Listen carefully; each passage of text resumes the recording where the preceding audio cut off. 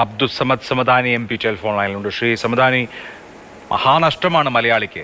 എങ്ങനെ ഓർത്തെടുക്കുന്നു MT? MTയുടെ നഷ്ടം വിവിധങ്ങളായിട്ടുള്ള തലങ്ങളിലാണ്. നമുക്കൊക്കെ അറിയാവുന്ന പോലെ വളരെ സാധാരണഗതിയിൽ പറയാറുണ്ട്, ഒരു പ്രമുഖ വ്യക്തി എവിടെ പറയുമ്പോൾ വലിയ നഷ്ടം, തീരാത്ത നഷ്ടം, പകരക്കാരില്ല എന്നൊക്കെ പറയാറുണ്ട്. അത് ചിലപ്പോഴൊക്കെ അത്രയൊന്നും യോജിപ്പ് ഇല്ല എങ്കിൽ പോലും പറയാറുണ്ട്. പക്ഷെ MTയുടെ കാര്യത്തിൽ അത് വളരെ പൂരകമാണ്, പരസ്പര പൂരകമാണ് അത്തരം പദപ്രയോഗങ്ങളും അത്തരം വിശേഷണങ്ങളും. കാരണം MT എന്തൊക്കെയോ അസാധാരണത്വങ്ങളുടെ പല രീതിയിൽ അസാധാരണത്വം, എഴുത്തില്, സാഹിത്യത്തില്, സമീപനങ്ങളില്, വീക്ഷണങ്ങളില്, അതുപോലെ തന്നെ വ്യക്തിത്വത്തിന്റെ വിവിധങ്ങളായിട്ടുള്ള ഭാവങ്ങളിൽ, സ്വഭാവ വിശേഷത്തിൽ പോലും സാധാരണ എഴുത്തുകാരിൽ നിന്നൊക്കെ വളരെ ഉയർന്നു നിന്ന, നമ്മുടെ ഒരു സാംസ്കാരിക മണ്ഡലത്തിലൊരു മഹാമേരുവെ പോലെ ഉയർന്നു നിന്ന, വലിയ വൈകാരികമായിട്ടുള്ള പ്രക്ഷുബ്ധത അകത്ത് സൂക്ഷിക്കുമ്പോഴും അത് കഥാപാത്രങ്ങളിലേക്ക് പകർന്നു കൊടുക്കുമ്പോഴും ഒക്കെ MTക്ക് ഒരു നിസ്സംഗത ഉണ്ടായിരുന്നു. ഇതൊക്കെ MTക്ക് മാത്രം ഉള്ളതാണ്.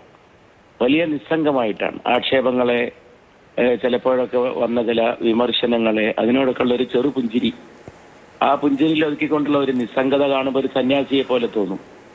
എന്ന് വെച്ച് അങ്ങനെ ഒരു സന്യാസിയായിരുന്നില്ല. വളരെ വൈകാരികമായിട്ടുള്ള മാനുഷിക വികാരങ്ങളുടെ പ്രക്ഷുബ്ധത MTയുടെ അകത്ത് വേണ്ടോളുണ്ടായിരുന്നു. അതായിരുന്നു അദ്ദേഹത്തിന്റെ എഴുത്തിന്റെ ശക്തി. അതുപോലെ കഥാപാത്രങ്ങളിൽ കാണുന്ന പോലെയുള്ള ഒരു സ്വത്വം, വളരെ വളരെ വ്യക്തമായിട്ടുള്ള ഒരു ഐഡന്റിറ്റി, സെൽഫ്, ഇതൊക്കെ കഥാപാത്രങ്ങളിൽ ഉണ്ടായിരുന്നു. പക്ഷെ MTയിൽ ഉണ്ടായിരുന്നു. MT സ്വന്തം അത് കാത്തു സൂക്ഷിച്ചിരുന്നു, തന്റെ വ്യക്തിസത്ത. ആ വ്യക്തിസത്ത, അതിന്റെ സ്വത്വം.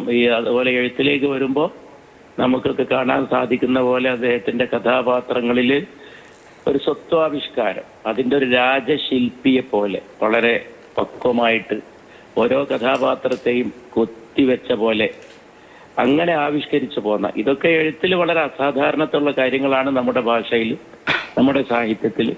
പിന്നെ MT നടത്തിയിട്ടുള്ള എന്തൊക്കെ പ്രവർത്തനങ്ങളാണ്.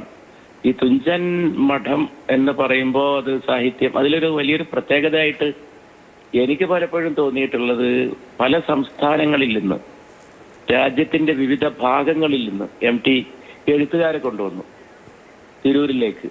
അപ്പൊ അത് MTയെ കൊണ്ടല്ലാതെ സാധിക്കില്ല. അത് ഞാൻ തന്നെ ഓർത്തു പോകണ്ട. അതിൽ ചിലതൊക്കെ MT പറഞ്ഞിട്ട് ഞാൻ പരിഭാഷപ്പെടുത്തിയിട്ടുണ്ട്. MT പ്രത്യേകം പറഞ്ഞിട്ട്, അലി സർദാർ ജാഫ്രി, മജ്റൂഹ് സുൽത്താൻപുരി, ഭീഷ്മ സാഹ്നി, ഗുൽസാർ, ഇവരൊക്കെ പലരും MTയുടെ മിത്രങ്ങളുമായിരുന്നു. നമുക്ക് അങ്ങനെയൊന്നും സങ്കല്പിക്കാൻ ഇനി സാധിക്കുകയില്ല. അപ്പൊ ദേശീയോത്ഗ്രഥനം, സാഹിത്യത്തിന്റെ ഭാരതീയത, ഇതൊക്കെ MT തിരൂരിൽ കൊണ്ടുവന്ന് ആവിഷ്കരിക്കുകയാണല്ലോ. അത് തിരൂരിൽ സാഹിത്യത്തിന് വേണ്ടി ഒരു സ്ഥാപനം ഉണ്ടാക്കുക മാത്രമല്ല, നമ്മുടെ പൊതുബോധത്തെ വളരെ വിശാലമാക്കി, ആർദ്രമാക്കി, അഗാധമാക്കി. പിന്നെ അങ്ങനെ ഒരാളെ നമുക്ക് വേറെ ഉറ്റു നോക്കാനുണ്ടായിരുന്നില്ല. എല്ലാ വിഭാഗീയതകൾക്കും അതീതമായി, എല്ലാവിധ സെഗ്മെന്റലിസത്തിനും അപ്പുറത്ത് ഒരു വലിയ മനുഷ്യൻ, ഒരു പൊതു മനുഷ്യൻ, എല്ലാവർക്കും അവകാശപ്പെടാവുന്ന നമ്മുടെ സാമൂഹികതയുടെ ഒരു പ്രതീകം, അതായിരുന്നു MT.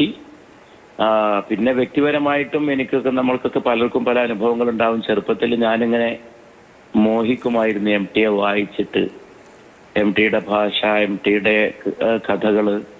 പിന്നെ ഇങ്ങനെ MTയിൽ ഇപ്പൊ എനിക്ക് പലപ്പോഴും തോന്നിയിട്ടുണ്ട്, ഞാൻ MTയെ ഇങ്ങനെ ശ്രദ്ധിച്ചു നോക്കുമ്പോൾ ഞാൻ എന്നെ തന്നെയാണ്, ഞാൻ എന്നിലേക്കാണ് പോണത്.